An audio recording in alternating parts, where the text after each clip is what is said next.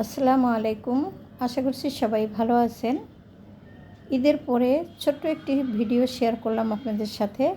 আশা করছি কি শেয়ার করছি পুরো ভিডিও দেখলে বুঝতে পারবেন।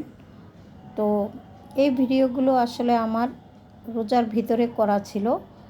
আর এই ভিডিওগুলো করার পরে আমি কিন্তু ঈদের দিন দুপুর পর্যন্ত বাসাতেই ছিলাম। তারপরে কিন্তু দেশে চলে গিয়েছিলাম। যেহেতু দেশে চলে গিয়েছি সেই হিসাবে কিন্তু ঈদের দিন সকালবেলা যে রান্নাবান্নাগুলো করেছি সেগুলো আর আপনাদের সাথে কিছুই শেয়ার করিনি, কেননা হঠাৎ করেই বাড়ি চলে যাওয়ার সিদ্ধান্ত নিয়েছিলাম। তবে আগে থেকেও একটু ইচ্ছা ছিল যে আমি বাড়িতে যাব, কিন্তু ছেলেরা একেবারেই যেতে চাইলো না। সে কারণে ছেলেদের জন্য বিরিয়ানি, তারপরে সেমাই, সেই সাথে পায়েস, আরও বিভিন্ন রকমের রান্নাবান্না করে রেখে তারপরে কিন্তু আমাকে যেতে হয়েছিল। আর বাড়িতে যাওয়ার পরে এতটা ভালো লেগেছে যে বলার বাহিরে।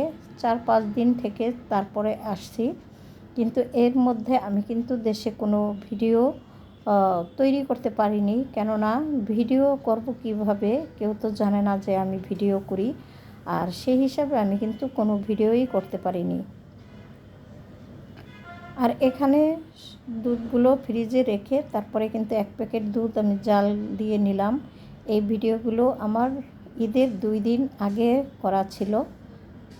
আর এবার যখন বাড়িতে গিয়েছি 3 বোন একসঙ্গে হয়েছি, এত ভালো লেগেছে বলার বাইরে। সময়গুলো খুব দ্রুত কেটে গেছে আর অনেক আনন্দ করেছি, বলে বোঝাতে পারবো না। সে কারণেই কিন্তু ভিডিও করতে পারিনি, কারণ 3 বোন যেখানে সেখানে তো আর ভিডিও ধরে কথা বলা সম্ভব না। কেননা আমরা যখন একসঙ্গে হই ভাই বোন, মনে হয় আমাদের মানে কি বলবো, বলে বোঝাতে পারবো না। এতটাই আমরা মশগুল থাকি গল্প গুজবে এবং ঘোরাফেরা। সেই সাথে তো চাচাতো বোনেরা এবার আসছিল এবং বাড়ি একদম সরগরম ছিল। তো ঘোরাফেরা যেহেতু একটু বেশি করেছি, সে কারণে আমি একটু ভিডিও আপনাদের সাথে করতে পারিনি। সামান্য একটুখানি ভিডিও করেছিলাম শুধু আমার ননদের বাড়ি যেয়ে। তো 2 ননদের বাড়িতে কিন্তু 2 দিন বেরিয়েছি, মানে বেড়াচ্ছিলাম, খুব ভালো লাগছিল। বোনদেরকে নিয়েই গিয়েছিলাম, সে কারণে আরও বেশি ভালো লাগছে। আর একসঙ্গে 2-3 বোন আমরা অনেক দিন পরে একসাথে হলাম। তবে ছোটো বোন তো আমার কাছেই থাকে বা পাশাপাশি থাকি, তো সেই হিসাবে বোনের সাথে মোটামুটি একটু যোগাযোগ আছে। কিন্তু মেজো বোনটা একেবারেই 2-2.5 বছর পরে দেখলাম, মনে হচ্ছিল ভীষণ খারাপও লাগছিল ওকে দেখে, আবার থাকার পরে খুব ভালো লাগছে। তো এই তো। আর ঈদের দিন যাওয়ার আগে কিন্তু আমি চেয়েছিলাম ঘরবাড়িগুলো খুব সুন্দর করে গুছিয়ে রেখে যাওয়ার জন্য, কিন্তু পরবর্তীতে আমি কিন্তু এইভাবে আমার 2টা বিছানা রেখে চলে গিয়েছিলাম। আর এতগুলো পেঁয়াজ রসুন ছুলেছিলাম যে ঈদটা যেহেতু বাসায় করব, ঈদের ভিতরে যেন আমাকে আর পেঁয়াজের খোসা ধরতে না হয়। কিন্তু পরবর্তীতে এইভাবে পেঁয়াজ এইগুলো এইভাবেই ফ্রিজে রেখে তারপরে চলে গিয়েছিলাম। আর এই ভিডিওগুলো কিন্তু আমার ঈদের দিনের না, আগের দিন। এই যে দেখতে পাচ্ছেন বাড়িতে চলে এসেছি।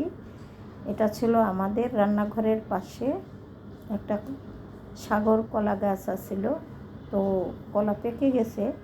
আমার ভাই বলছিল আমাকে কাটার জন্য, আমি বলছিলাম ভাইকে কাটার জন্য।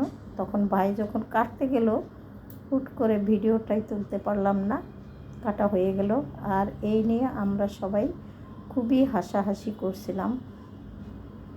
পরবর্তীতে ভাই যখন কলা গাছটা একদম গোড়া থেকে কাটছিল, তখন আমি একটুখানি ভিডিও করেছিলাম। আছে কি না বুঝতে পারছি না, যদি সামনে থাকে আপনারা দেখতে পারবেন। এটা ছিল আমাদের রান্নাঘরের পাশে।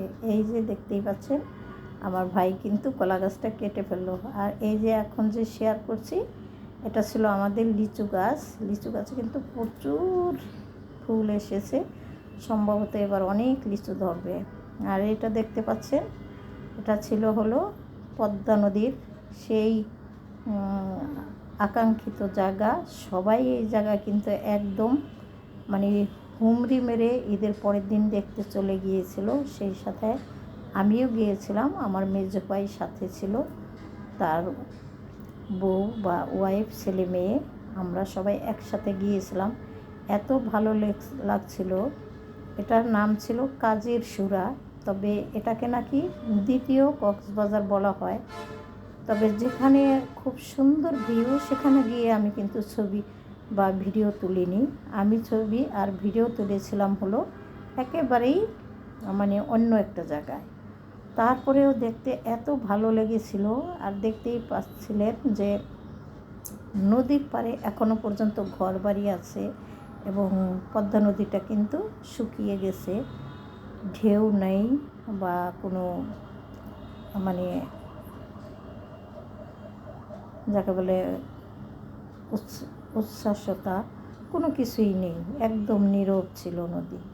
আর এই যে দেখতেই পাচ্ছেন বালু বন, এখানে কিন্তু বালু বন ছিল। আমরা এই বালুর উপর দিয়ে অনেকক্ষণ হেঁটেছিলাম। আর একটা কলমি ফুল দেখে, এই যে দেখতেই পাচ্ছেন আমার ভাইয়ের মেয়ে ছোট্ট পরীটাকে একটুখানি দেখিয়ে দিলাম। তারপরে বাড়িতে এসে ননদের বাড়ি গিয়েছিলাম, সেখানেও কিন্তু আমি সামান্য একটু ভিডিও করেছি। এই যে আমার ননদের কাচারি ঘরের সামনে কিন্তু কমলা লেবুর গাছ আছে, খুব সুন্দর কমলা লেবু ধরেছিল, তবে সেগুলো খাওয়া হয়ে গেছে। একটা দুইটা গাছে ছিল, আমি খুব একটুখানি গাছের ভিডিও করেছিলাম। আর ননদ এই যে দেখতেই পাচ্ছেন বাড়িতে বা বাসায় আসার সময় অনেক কিছু দিয়েছে। এগুলো দিয়েছে কিন্তু আমার ননদের বাড়ি থেকেও অনেক কিছু পাই। আসলে এটাও একটা ভাগ্যের ব্যাপার। যে কোনো জিনিস আমার ননদরা আমাদেরকে দিয়ে খাওয়ারই চেষ্টা করে, বিশেষ করে খাবার জিনিস। দেখতেই পাচ্ছেন এখানে বেল আছে, বেলগুলো ভীষণ ভালো ছিল।